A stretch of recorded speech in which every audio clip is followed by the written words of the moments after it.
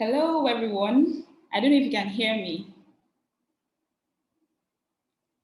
Maybe I'd like to see a hi or something in the chat box if you can hear me.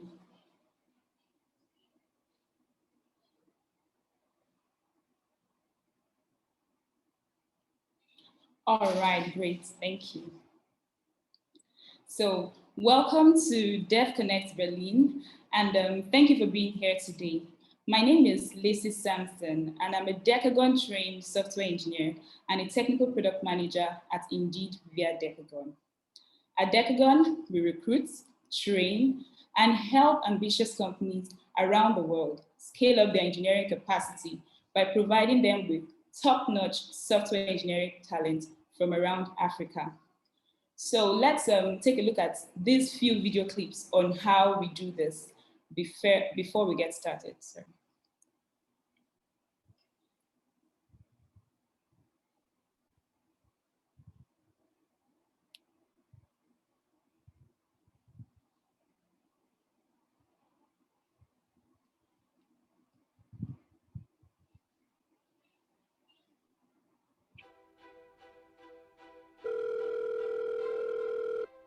Decagon is addressing the underrepresentation of Black people in tech globally.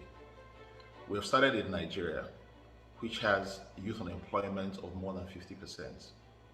There are a lot of brilliant young people in Nigeria, but they lack access to one thing: opportunity. This is where Decagon comes in.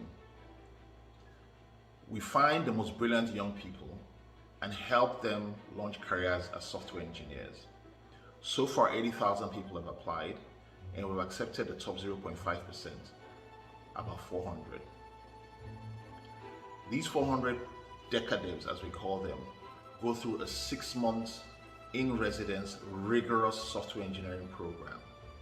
Starts with the fundamentals, algorithms, and data structures, and then moves on to one of 7 stacks. We have Java, C#, Python, Android, iOS, Golang, and full-stack JavaScript. In addition to the technical skills, they also receive what we call the Agile Leadership Program. This focuses on both teaching them the Agile methodologies which are in demand today in software engineering, as well as leadership, communication, and emotional intelligence. Key skills for succeeding in tech today. We're really pleased to have a 100% placement rate so far with Decadevs after graduation. You can find them in Nigerian companies like Access Bank, Sterling Bank, Carbon, Okra, Paga, Terragon, Simfix, and a host of others.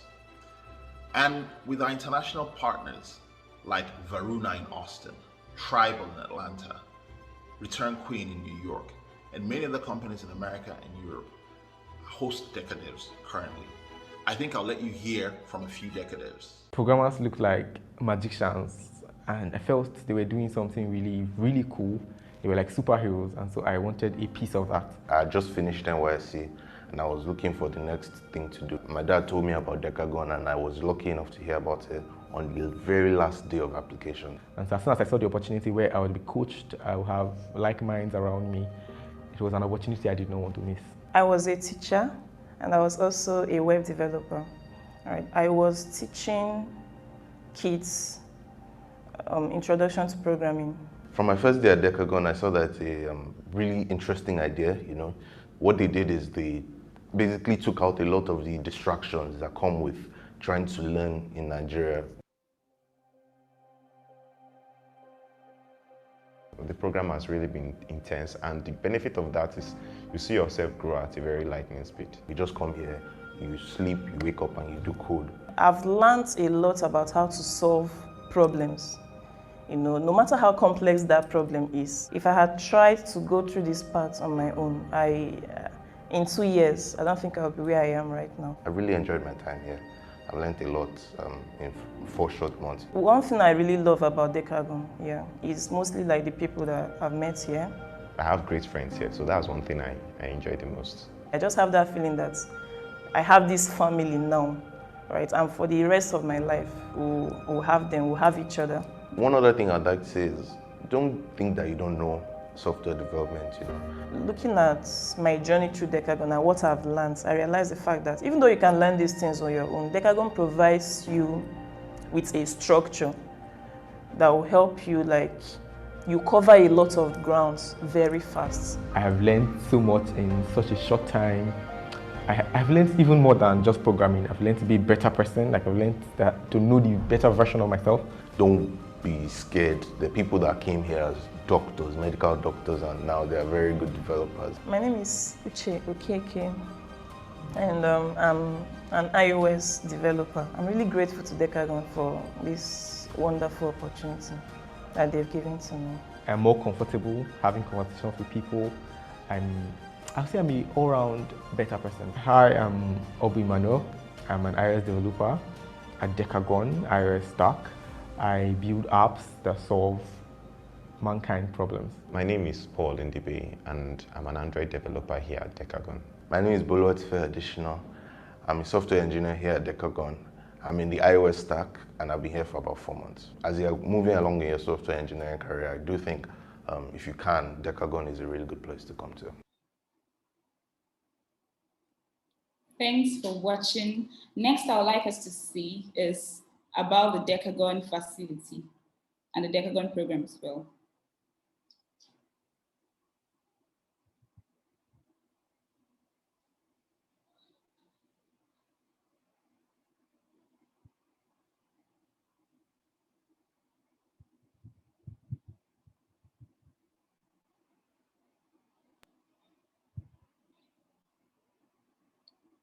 Okay, this is about the fellowship product.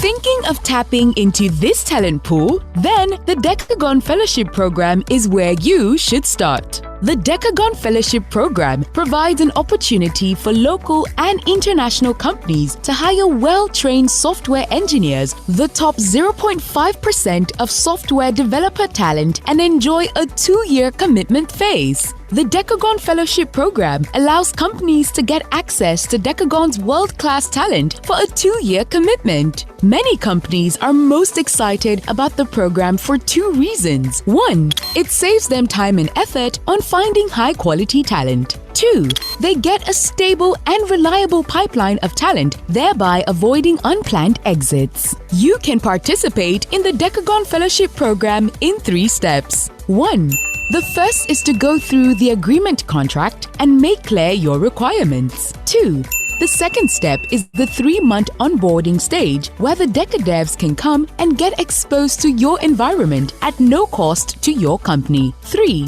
the third stage converts to the fellowship program where you enjoy a 2-year commitment phase from the Deca devs as they are now working for your company as full-time remote members of your team and contributing to your team growth. From growing teams to enterprise companies, we have partnered with top organizations worldwide to build the best engineering teams. Efficient teams hire from us. So, join in and be a part of the program. I'll be showing you one more before we get started about the Decagon program. Give me a minute, please.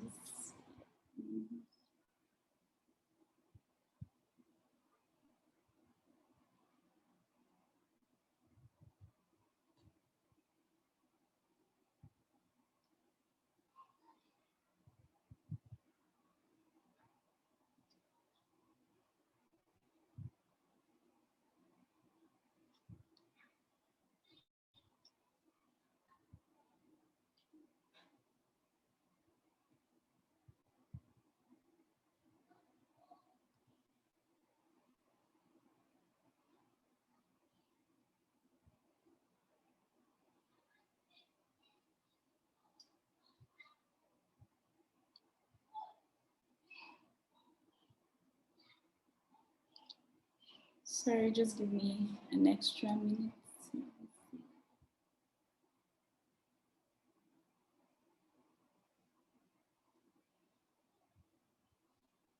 Okay. What comes to your mind when you think of a well-rounded full-stack engineer? At Decagon, we are redefining what this means by creating a vibrant and enabling tech environment for young people and transforming raw talents to exceptional professionals. Here's how it works. Every 3 months, we select only the best 0.5% from thousands of applications that come in and take them through a rigorous yet exciting 6 months of intense software engineering training. Our carefully curated curriculum, designed with help from experts at Google, Oxford, and Stanford, as well as senior engineers in top Nigerian companies, is created to groom talent from an enthusiast with little or no experience to a professional software engineer in 6 months. This curriculum covers both the front-end and back-end aspects of major programming languages like Java, JavaScript, Python, C#, iOS, Android, and Golang, ensuring that trainees are equipped with in-demand and current skill set that makes them immediately hireable. In addition to the world-class technical curriculum at Decagon, successful applicants undergo the Decagon Agile Leadership modules targeted at instilling them with excellent communication, collaboration, leadership, and other soft skills, thereby building software engineers with excellent character and problem-solving abilities, an all-round Deca Dev. Our learning culture and training environment is specially designed to eliminate any form of individual distraction or challenges that might impede learning. This is why we provide trainees with a personal laptop, comfortable housing, monthly stipends, healthcare insurance, and other essentials to ensure that they are well taken care of throughout the duration of the training program. It doesn't end there. Being a Deca Dev grants talents a lifetime access to a community of like-minded and experienced developers to mentor and guide them through their journey into software engineering and hold their hands every step of the way. With over 200 successfully trained Deca Devs in the past 2 years, our numbers don't just speak, but the success of trainees speaks even louder. All successful trainees received at least one job offer from our global hiring partners, and these talents have either been placed in leading Nigerian startups or exported across the globe to work in leading global organizations, such as 100% retention rate for all successful applicants. Our goal is to produce 10,000 top-tier software engineers over the next decade. Ready to tap into that gold mine? Then come on board!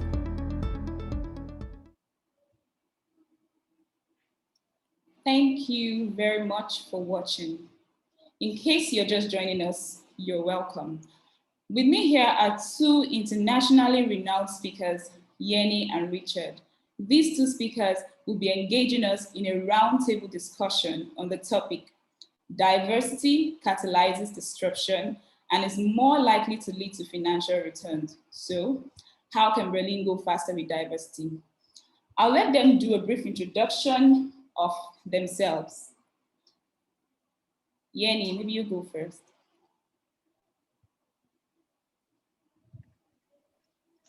Maybe you would need to enable the video. Oh, sorry. No worries at all. And thank you for having me here today. You're welcome.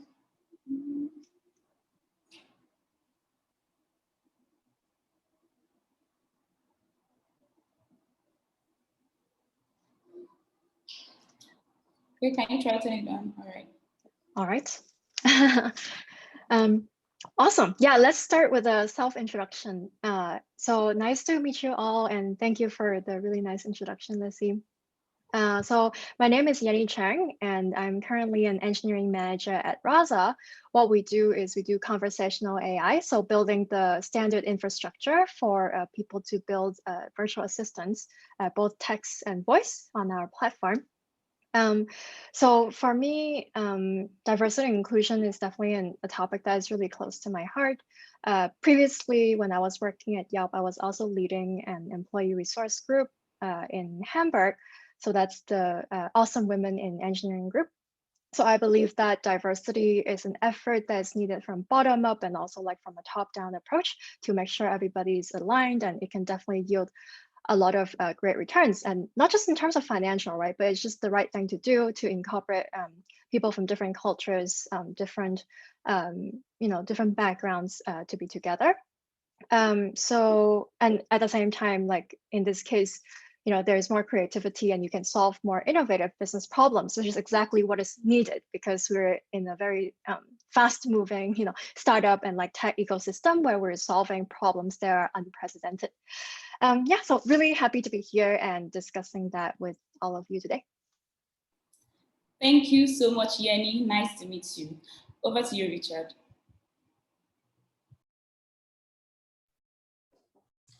Hi guys, I'm Boyewa Richard, and as you know, I'm an engineer at Tesla. I'm so happy to be with you guys today. It's an interesting discussion to take place, and I'm very happy to be part of it. And as you all know, it's really something of joy to see Black people excel, or people of color excel in the area of software engineering. And we're looking at the next phase of it, where we have so much, talents harvested from their local environment and make them, put them on the world stage. So really, it's all about, getting people to know more about the talents and know what opportunities exist therein. And I'm happy to be part of this program, and I look forward to, chatting and discussing with you guys. Thank you for having me. Thank you so much, Richard. I'm pleased to meet you as well.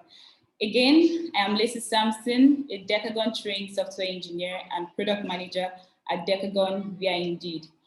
I also like to mention that I'm a wife and a mother of 3 amazing kids, and I'm also excited to be part of this conversation as it promises to be very insightful. So for the sake of housekeeping, we expect to have a roundtable discussion for about 20 minutes and take a 5-minute break to showcase our clients' testimonials. Then we'll continue for another 20 minutes. We hope to conduct a short Q&A at the end of the session. So if you have any questions about the Berlin tech ecosystem, please feel free to type them in the Q&A chat window below. If you check down, you will see, apart from the normal chat, you'll see the Q&A, so you can type them there and we'll address them during the session. Also, to get the best out of the session, you need to update your Zoom name, share your excitement online and in the chats, then tag Decagon Ins and DevConnect Berlin. That's hashtag Decagon Ins and DevConnect Berlin when you're sharing your excitement online. And of course, stick around for the whole session. Thank you. So to get started, what is diversity? In recent years, diversity has become a popular topic, and it means different things to different groups of people. So it'll be interesting to hear from you, Yenny and Richard, what you think of diversity. I think Yenny should go first again, sorry. Sure, definitely.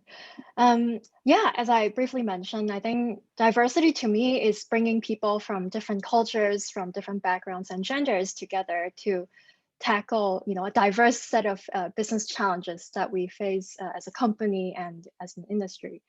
And maybe like also going forward a bit, I think diversity is only the start, right? There is a really famous quote that diversity is being invited to the party and inclusion is being asked to dance by Werner Myers. And I really agree with that, right? So usually, when we talk a lot about diversity and it's really like getting people into the door, maybe inside the company, inside the industry. But I think this is only the first step to what is most important, which is inclusion and belonging. And when we talk about financial returns, like building healthy teams, these are the things that we also need to focus on. But yeah, in general, that's what it means to me. Thank you, Yenny. Richard, what do you think? Yeah, I think she summarized everything, and I really love the analogy of invitation to dance and coming to the party. I think that just tells your story.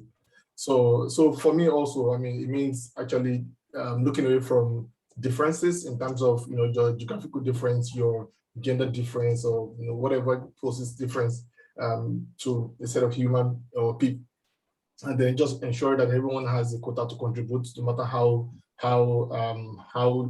you look, either you're a woman or a man or whatever you identify with, or whatever color you have, whatever it is. Just ensuring that people work together, just as you have, in an equipment. There are several components that make a robot works. For example, you want to take that time from robots. There are several components, but from the outside, you see just a robot, moving. You just conclude the robot is very intelligent. But there, within the panels of the robot and also components of the robot, there's a serious coordination, cooperation between the robots, all working together to create the external movement you see. So if you don't look at it from that angle, then you see a robot, it's so insane when you intend to see a walking robot and probably the forearm is going forward and the leg is going somewhere else. So yeah, so to me, it's just to ensure that you have a lot of people working together towards the same goal, irrespective of their background and whatever differentiates them. Wow, thank you so much. This is so interesting. Well, for me, human diversity is about human differences, like we all mentioned. And this can stem from a lot of things. I personally like to group them into two broad categories, that's nature and nurture. Nature points to personality traits and God-given abilities, while nurture is influenced by external factors like the environment you grew up in, how you were raised, the culture of your people, or the people you associate with, your educational background, personal experiences, religion, and all. So if you look at it, whether we plan it or not, all these things affect who we are and our perception of everything. And the last thing we want to do in any company is to force people to fit into the way we see things. Rather, we should be tapping from the benefits of the uniqueness of the different human capitals that we're working with. So this brings me to my number 2 question. How does diversity contribute to a company's bottom line? So Richard, please, you go first.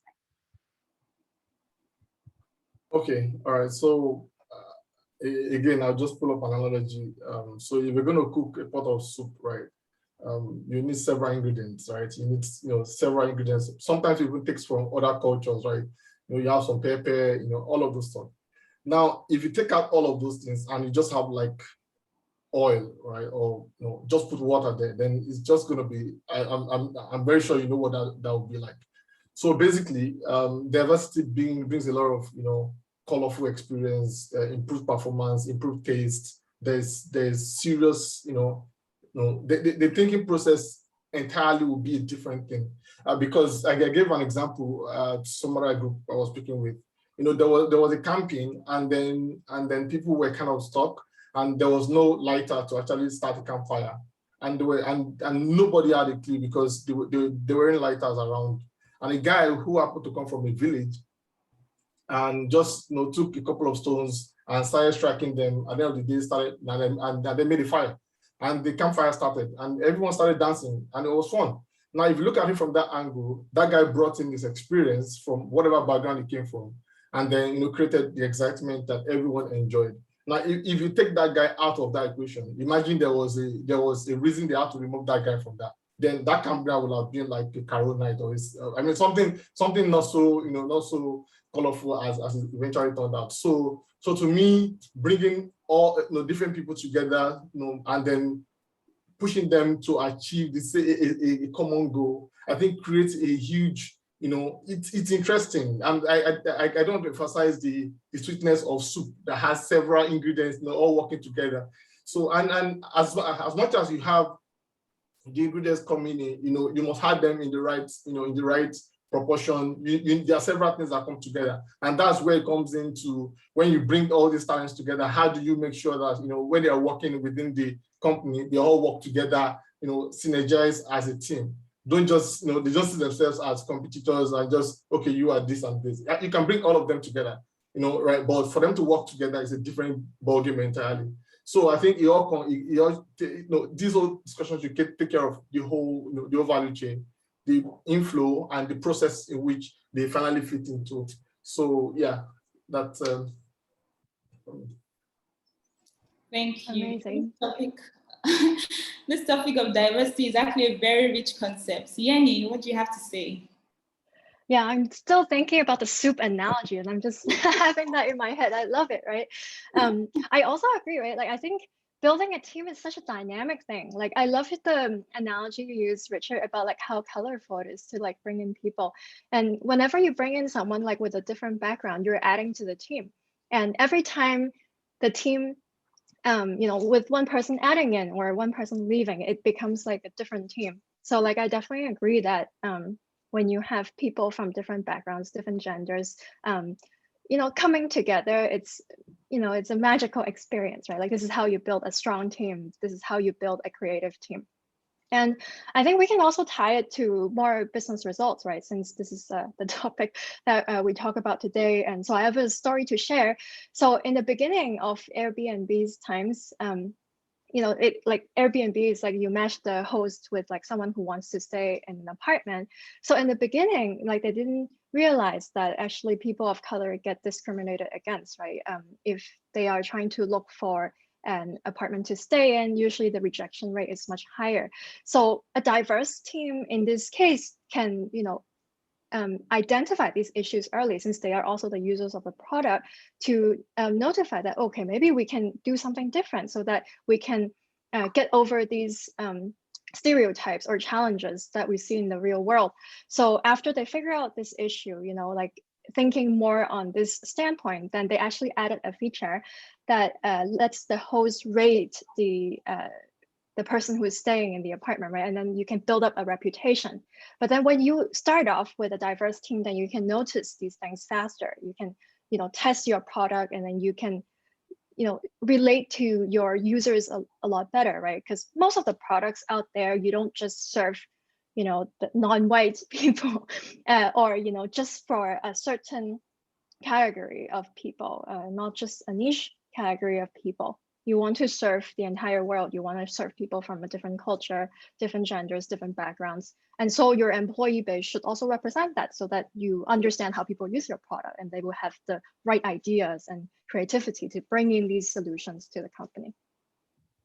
Wow, thank you very much, Yenny. That's very true. When we have a diverse team, that's to say our customer base is properly represented within the team. So they are able to tell what the customer experience should be. And by the time they implement that in fact, from the ideation process, it's implemented and down to their solutions, you realize that, of course, more customers come to use the product. And, these things are just like little bits that sum up together and just leads to a virtuous cycle that yields returns. Thank you so much, Richard. Thank you, Yenny. So the third thing I would like us to talk about is what are the common misconceptions of diversity? On this one, for me, I thought companies that were working at attaining gender diversity by getting females into their team, that they were just doing it because in recent times there's been so much agitation around gender equality, and especially in tech companies where it's male dominated. I felt like they just wanted to look good to the rest of the world, and that was why they started casting their nets to especially recruit women. And that's more like thinking of diversity as a box ticking exercise. Okay, we've done this, so it's fine, and we go ahead. It's really a huge myth. So I'm sure you have something more to say about this, Richard. What are the myths around diversity?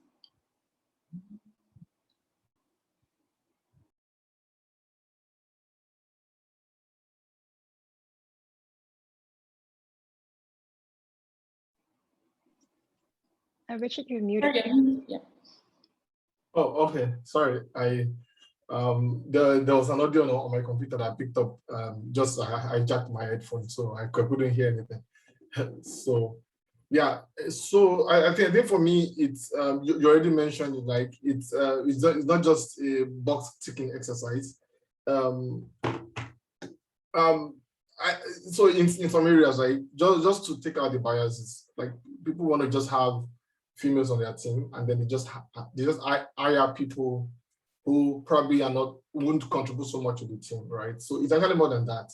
It's just creating a fair ground for everyone to play, actually. So for me, it's more than just having to, okay, we have 5 boys on the team, now let's get 5 more girls, or like that. It's actually not that. I think we should rule that out entirely.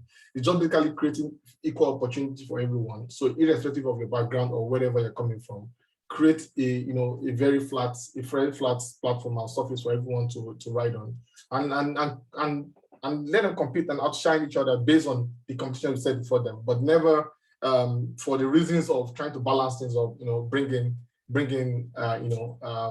the diversity in this case. So it's more of just ensuring that there's a fair play, and everyone is judged based on their capacities and not just based on their characteristics. properties or whatever background they belong to. So misconception, yeah, just I think that's one of the mistakes made in recent times when it comes to diversity. That's really interesting, Richard. Thank you. I was even about to say that in Decagon, we do not just recruit based on diversity, but excellence matters to us. You know, we try to put together diverse, excellent team because the contribution of each person on that team really matters to the team. Just imagine putting together, well, there's some words I don't want to use, but let's say you put a team that is really diverse, but they don't have so much to contribute. That's like a failed project you're going to embark on. So thank you so much, Richard. Yenny, what do you have to say? Definitely to build on what you have already mentioned, you know, ticking boxes or, you know, just bringing the people in just for the numbers. Yeah, I definitely don't agree with that approach as well.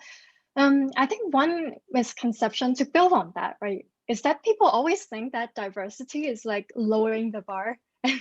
And that I really want to challenge, right? So if you have this kind of assumption, are you saying that bringing in more diverse talent, like they're not as good as the people who are in the majority, right? I think there is a conflict in here. I think look at the numbers. The way I think about it is like, okay, if women are underrepresented or people of color are underrepresented in our pipeline, in our company, what has gone wrong in our process that made that happen? Or, you know, like how come these people don't come to us, or how come these people are not succeeding in our company? And I think this is really something that we should reflect on, right? Instead of saying that, okay, if we want to set up a quota, we're sort of like lowering the bar, or, you know, being not fair. I think if in your pipeline, in the interview process, you notice that maybe people of color or people of different genders, they don't get the same pass rate, then it is us who needs to reflect what has gone wrong in your interview process and the way you design your interview process. Are your interviewers well trained, you know, to navigate unconscious bias? Do they understand how do you interview for people from different cultures or different backgrounds, right? So yeah, definitely from my side, I see diversity as, you know, the symbol of excellence, because that means we include more people from different backgrounds, the best of the best out of all cultures, all backgrounds to come to the company. So for me, it's, you know, encouraging and pursuing more excellence instead of like decreasing excellence. Thank you, Yenny. Thank you, Yenny. I like the question you asked. What has gone wrong with our process? You know, that's a question we should be asking ourselves. That brings me to the next question I would love to ask. How can we truly achieve the full benefits of diversity in companies? So how can we, let me use your language, how can we improve our processes? Or how can we set the right strategies in place to make sure that we achieve full benefits of diversity in our companies? I don't know, Yenny, you still want to go? Sure, I always have a lot of things to say about this topic, so, you know, stop me when you want to chime in, right? I think companies can only benefit from diversity if you have the supportive infrastructure, if you have this inclusive environment, right? Otherwise, people leave. If especially, you need to have that infrastructure to be able to keep people from diverse backgrounds, right? And I think there are a lot of things we can do. And briefly, we also touched on maybe revisiting our interview pipeline, standardizing the way we ask interview questions, and doing some calibration as well. Like that can be done on like maybe which question, if you have enough data in a company, you can see like which type of questions might do better or worse. You know, are they discriminatory? Like I have seen processes where you like look at the coding exercise. You know, these there's a problem with, you know, women candidates taking this exercise and they're not doing as well. So like what has gone wrong there? So these are some of the things that you can look at. At Rasa, the way we also do it is also to measure the result, right? So there are a lot of different initiatives to promote DEI within Rasa. And we also do a DEI survey every quarter to measure the results on how well those initiatives have gone. For example, one recent finding that we have like within engineering is that sometimes when you have like administrative tasks that doesn't have an owner, then it goes to people like from underrepresented background, or the same people ended up volunteering over and over again. And that's a very common situation that we see in the industry. And so the way we tackle that from after seeing the DEI survey that we want to tackle is, okay, we have like a responsibility schedule, right? Where people will rotate to take up these administrative tasks that needs to be done, but doesn't promote people, right? And that's really important, because if people from an underrepresented background keep on taking these tasks, they're helpful, but that doesn't help with their career growth, right? And in the long run, then you see the divergence that people not from underrepresented background, they would continue advance, and underrepresented background people, they would lag behind. And that kind of feeds back to the vicious cycle. So these are the things that we need to continue survey, ask the people, gather information to curb, right, at its roots, so that we can promote the inclusive environment. Thank you, Yenny. Richard, please. Oh, okay. Yeah, that was a fantastic one. So if I'm to build on that, I'll just tell you, you don't look for fish in the forest, right? So you need to probably turn your searchlight to where they are. So basically, I think it's more about where you've been looking at for these talents. So for example, if you publish your openings to a newspaper that's majorly read by people from a particular geographic geographic area, then you end up with majority from that area, right? And on the other people probably may never see those adverts, and thereby they don't know about it, and they're not going to apply for that particular role. So I think mine is just basically ensuring that you broaden the scope of your search, and ensure that when you're setting out the parameters to actually look for talent, you don't box it. You don't look for just publish in, for example, in a German newspaper, for example. You're probably gonna people who probably can speak German will read it first. People who are in Germany will see it, and all of those.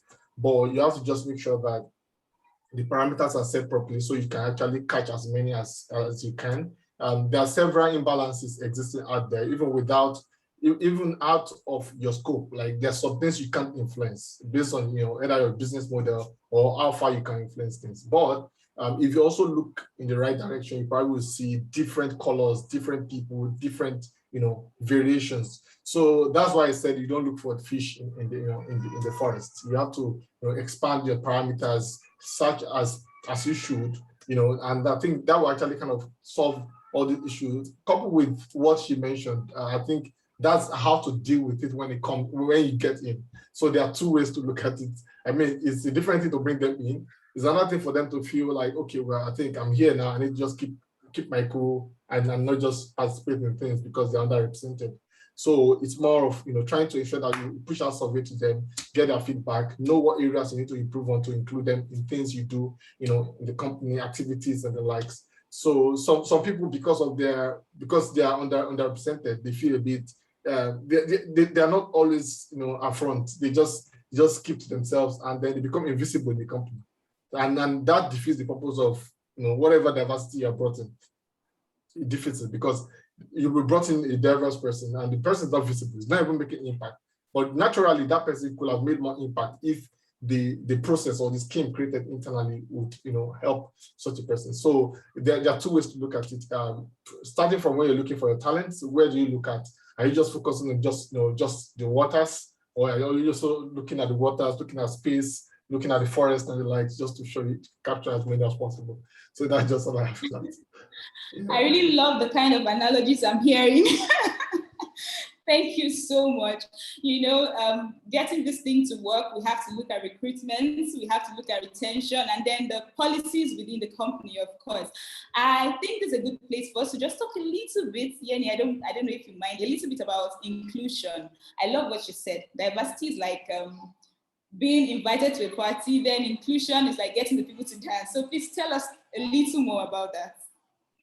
Yeah, definitely. I think Richard also coined it very well, right? It's, once they get into the door, then how can you make sure they make the most impact? And your company has to have the right process and the environment to encourage people from different backgrounds to shine, right? And I think culture is a very interesting thing, right? I think I read the book called The Cultural Map, and it talks about people's differences coming from a different background and different spectrums, right? For example, like how decisions are being made. Sometimes decisions are made behind the doors. People talk one-on-one, and then they come to a meeting and they've actually already agreed, right? And then they come and present basically the solution. But in some cultures, it doesn't work this way, right? You use the meeting to discuss or maybe debate. And people coming from different cultures, they have very different expectations on what needs to be done. So I guess that is also part of the manager's job, well, coming back to my job, right? To help bridge these differences like within the team so that people wouldn't get these misunderstandings as easily, so that they can really shine and make a dent, right? Based on their background, and you can reap their full advantage of, the background and all the experience that they can bring. And I think it's really important to get alignment in the company. And by that I mean like both like a top-down initiative and as well as bottom-up. So oftentimes when it comes to diversity and inclusion, I hear a lot of saying that I want to help, I want to change the company's culture, and that needs to come from top down, right? Especially as managers or leaders, you need to be a good role model. You need to care about it. You need to steer the company so that other people would care about it. And that's by steering the right incentives, right? For example, like at Rasa, the way we create the growth framework, or maybe the engineering levels, right? In other companies you would call. One area that we look at is diversity, equity, and inclusion, and how people contribute to it. And in fact, like if you want to take up leadership positions, if you want to be senior or a staff engineer, if you want to be a manager, you need to have shown that you have created an inclusive environment. And what kind of things have you helped the team or the industry, the company, to get better in that front? Is it by organizing like an ally skill training, getting educated yourself, maybe subscribing to a newsletter that educate yourself on being a good ally? I think it needs to come from top down. Like leaders need to first show a good example that they care. The incentives needs to align. So having the growth framework, when you get promoted, you need to meet this criteria, just like any other criteria, right? Because that's team building. That's building a good environment.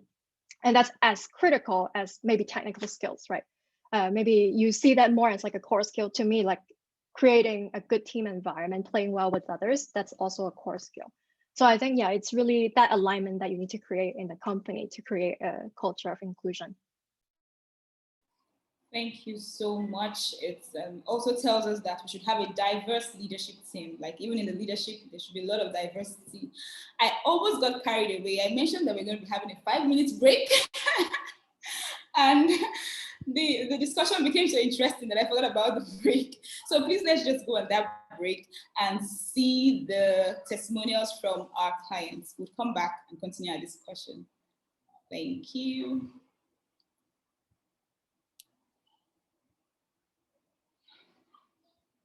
Both parties between Rent Money and Decagon. It all started from a phone call. Within minutes, that's actually where the part of the Decagon process that actually were really, really good was the fact that there was great communication between both parties, between Rent Money and Decagon. It all started from a phone call. Within minutes, I think it was about 30 minutes later, we got profiles already of possible Deca devs that could fit our particular profile. And then we were able to go from that, we were able to take up the conversation from that into going to actual interviews. And then we were able to get those who were proper Rent Money developers, those who fit our culture, those who fit the skill sets we're looking for. So it really was about the speed, the turnaround time, as well as having developers who were really that skilled. So yeah. Hiring with Decagon has really improved the way things work right here. About 8 people that we've engaged with you so far. 8 out of the 8 have passed the access exam. Believe me, the test is not as easy as you think, so it goes deep core into the particular stack you choose. We have to working with us. Oshena resumed earlier, so I've worked more with Oshena. He's been catching up, he's doing very well, he's been able to settle well with the team.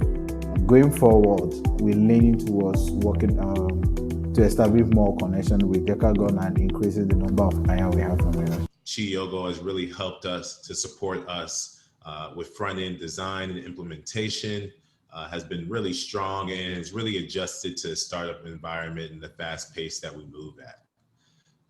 One of the other things that Chidiogo was able to bring to our team was actually celebrating our small wins, having actual games and events that we would do to build team collaboration, that she would bring those things to my attention in our one-on-ones as well. We continue to work with Chidi. I'm Isaac Burns, Senior Front-End Developer with Vertex in Austin. I've worked on a lot of development projects with a lot of developers, both contract and full-time employees, and I'm happy to tell you what a pleasure it is to work with Tiga Oke at Decagon. As a member of the team, Tiga is what we like to call plug and play. He came with a lot of experience and we were able to get him onboarded quickly, which is saying a lot because the project he's working on for a Fortune Global 500 company has a very complex onboarding process. I can pretty much send anything Tiga's way and he figures it out quickly without needing a lot of guidance or help, which is great. I can honestly say Tiga is exactly what. Hi, my name is Shay Fabade, CEO and co-founder of Varuna, and we worked with Decagon a few months ago and had a great experience with the quality of the team they brought onto a project that we partnered with Decagon on. They provided a dev, PM, and a designer. And at the end of the day, we ended up with a high quality product to the point where we've now hired on the Deca dev that was on the team. Okay, so welcome back from our brief break. Before we continue, in case you have any question at all, please feel free to drop it in the Q&A window down here. So down to our next question, which happens to be our last.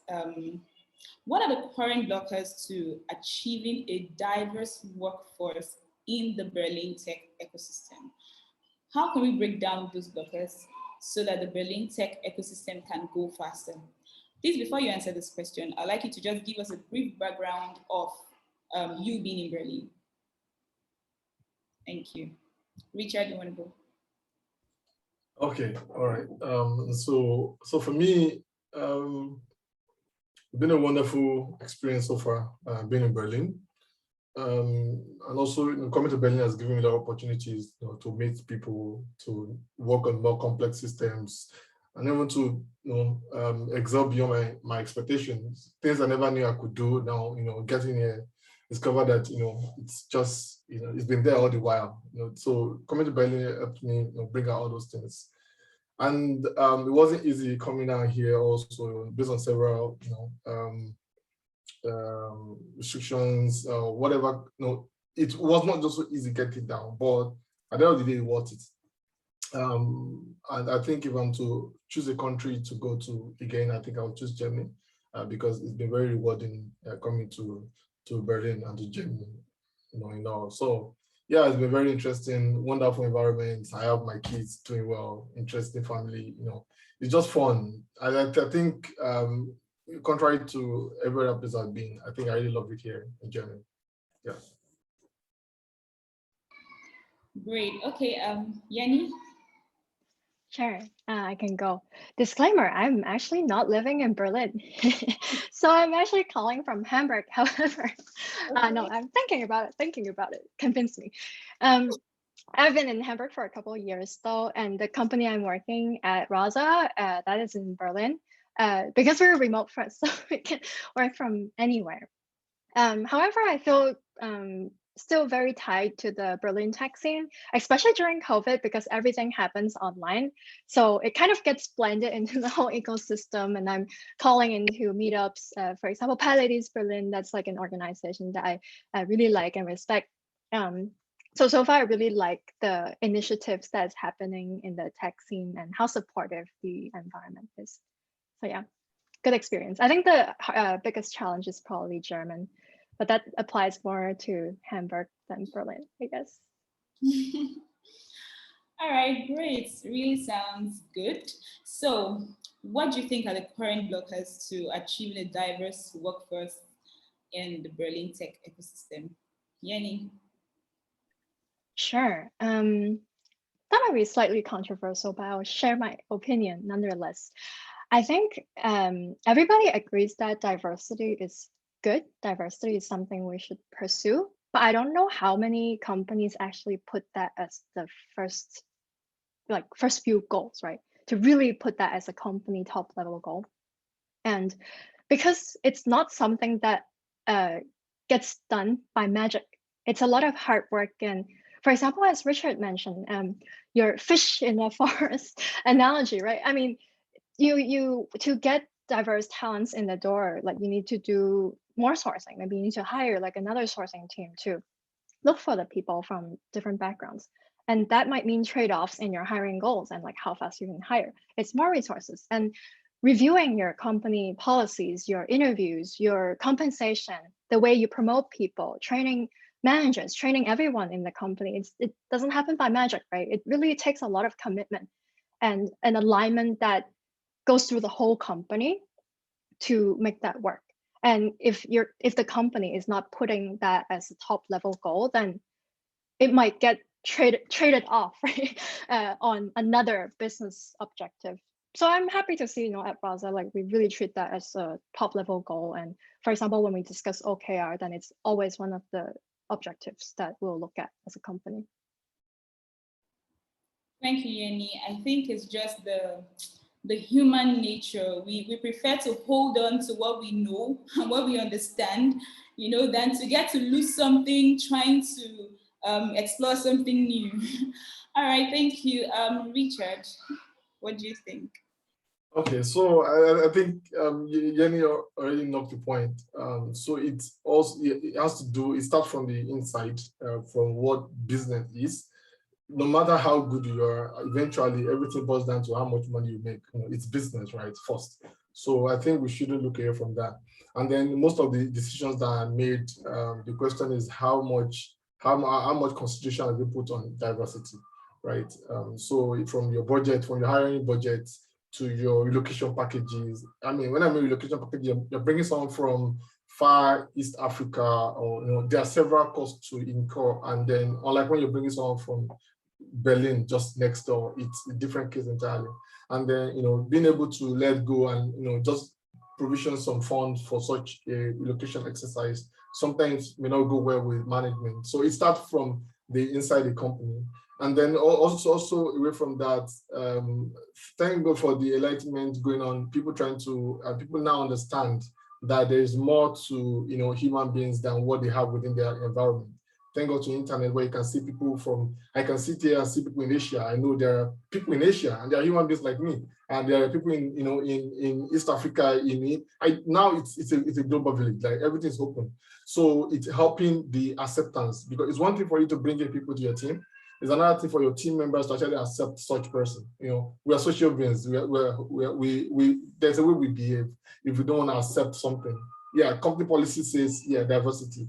But sometimes individual interests may actually not align. So sometimes it requires a lot of hard work, to actually work internally. And I think until HR or people engagement personnel or HR departments start putting some effort into how much they help people absorb this diversity. It doesn't have to be a company policy. You must sit down with a woman, or you must sit with, it doesn't have to be like a policy where you have to flog someone if they don't do it, right? It's more of just trying to ensure they understand the beauty of it. That part is very important. So I think not having enough, communication, about this issue internally. Sometimes, it's just the fear of it triggering something else. But I think if we don't talk about it, it's like sex education. If you don't talk about it, someone else will teach your child about it. So most times you need to teach your people, let them understand the beauty, of diversity, what it brings on board, how you can help the team grow. Keep that as a routine. Let there be workshop about, diversity, and also create an environment where people who are within the team, who from afar they look like they are one team, but there's this individual difference of I don't want to talk to this guy or something like that. So you can create the environment to ensure that things blend. I remember some companies creating like cooking competition, where you bring in your local dish and you cook it and you share. So you share with the people. And these are ways companies are dealing with all these things, because no matter how much you try, you can put in hold, you can deploy the machineries to bring in diversity. But the inclusion part is the difficult part, where people just naturally don't relate. It's not because they don't want to relate, but just not working, because we are social beings, and then we choose who we want to interact with. So creating that kind of avenue, I think businesses, executives, LOBs, top management, members need to understand that it takes a lot of work, a lot of energy, and sometimes it could actually cost some funds. So it's tough for some HR to argue out they want to bring in someone from East Africa or West Africa, where you can really look further. The question is, can't you just look extra if you can get one in Berlin instead of going, Now, we need to take out this conversation. So I think these are some of the struggles of HR personnel when it comes to bringing in people of different backgrounds. I'm using color here because that's very easy to deal with here. But I mean, in general terms, anything that's different that is different from me is diverse. Like, so diversity comes from whatever it's different from myself. I mean, that's it.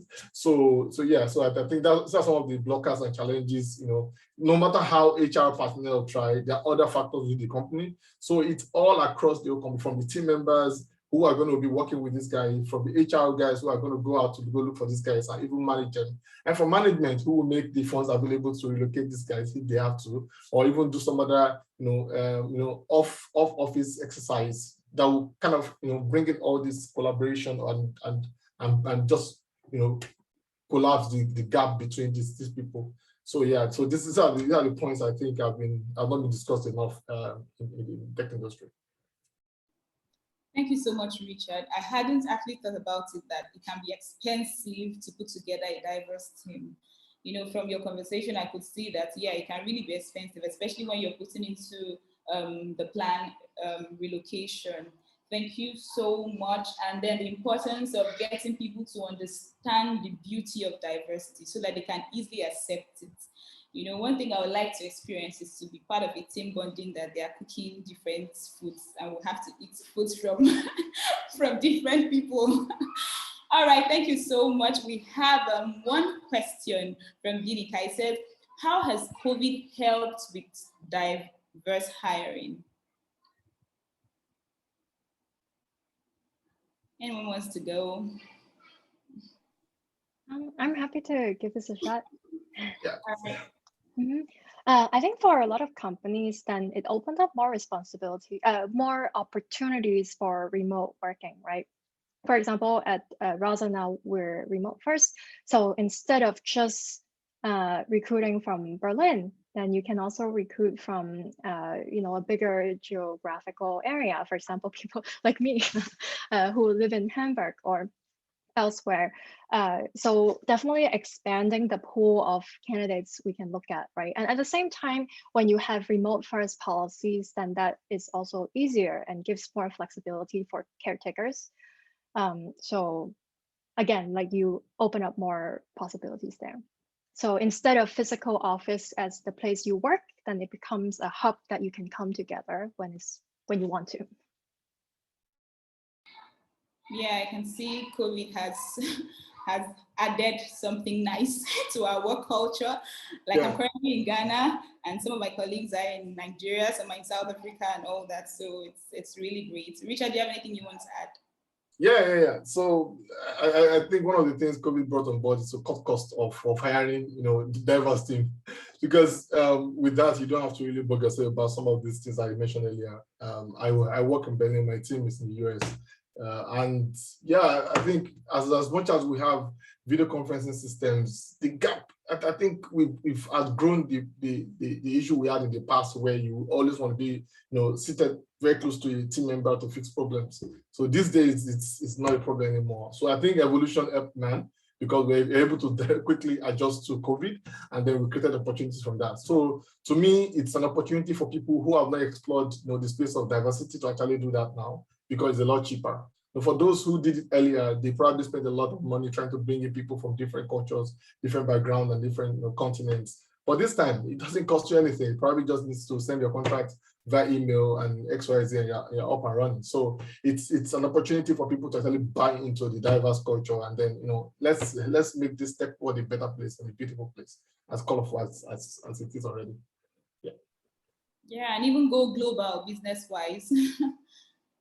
Thank you so much. Like even this team today, this conversation we're having today wouldn't have been possible if we had to meet physically to do it. Thank you, Yenny. Thank you, Richard. This has been an interesting discussion. I feel so pleased to be part of this panel today. I don't know if you have any final thoughts. We don't have any more questions. So like, what are your final thoughts? What do you want to share, whatever it is? What do you want to share to the rest of the audience, Richard? Okay, so what do I want to share? I also believe there are people who are aspiring to, to come pick a career in software engineering, on the call, and just want to put out a word of encouragement to them. It's before now it used to be difficult to start off. You have no support system, but with platforms like Decagon, for example, I think they're going to help you accelerate quickly. You have people who help you, fix issues. In my days, it was just either you solve the problem or the problem live with you. And then some of them actually solved my dreams. Don't tell you I was just all by myself. You think through a problem to the point that you dream and it's still chasing you. So, but now there's a platform created to help people. So if you're just planning to start up any line in career in tech, either being project manager or whatever, it doesn't have to be software engineering. I think this is an opportunity to just jump on board. There are several opportunities out there. Don't look down yourself. You also can do it. I'm a human being. Yenny is a human being, and we were not born by spirits. We're also humans. So that means whatever we could achieve, I think you can also do.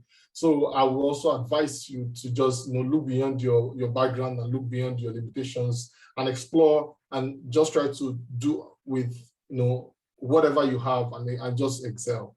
So because it's never going to be easy. If I just tell you, yeah, it's easy, software engineering, just come in, just write the code, hit the play button, and it runs, and you push it up. I mean, I'm sure Yenny will just start laughing or something because she knows it's never like that. There are several things that come to play. So it's never easy. But the most interesting thing is that, that's the beauty. It's never easy. And that's why you have to come on board and solve these problems. The world needs people like you. There is brilliance in everyone. You don't have to be about Einstein to be a programmer. You have your own intelligence. You have your own brilliance. You can bring it on board. So don't look at yourself. For whatever academic background you had, probably not so good. It doesn't mean you're not so brilliant.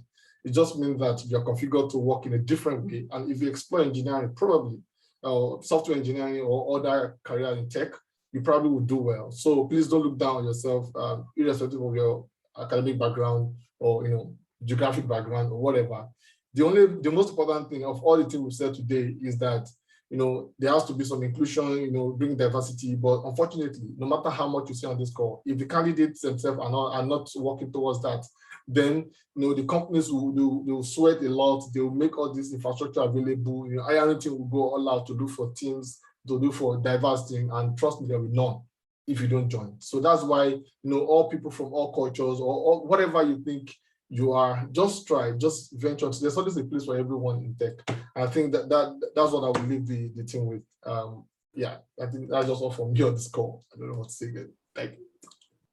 Thank you, Richard. So we should work at improving our skills and then work at being excellent in whatever we're doing. Thank you. Okay, Yenny, your final thoughts, what you want to tell us? All right, and thank you, Richard. I think that's really encouraging.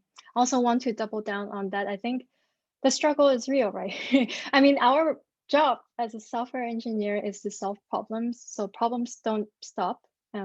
Only with experience, I guess you get a little bit better on how to find the solutions. So I hope that, as Richard mentioned, no matter what kind of background, in terms of education, family, color, gender, just don't give up every day. We are solving problems and there are things that challenges us, right? And it might look like it's very, very difficult to overcome, but I think even for people who, have experience or, are very far in, we're all the same. we're also like struggling here and, you know, leveraging people's help and getting support to get through it, right? So yeah, don't give up. Thank you, Yenny. I like what you said, that problems don't stop. And of course, since our job is to solve problems, that means we'll never run out of jobs.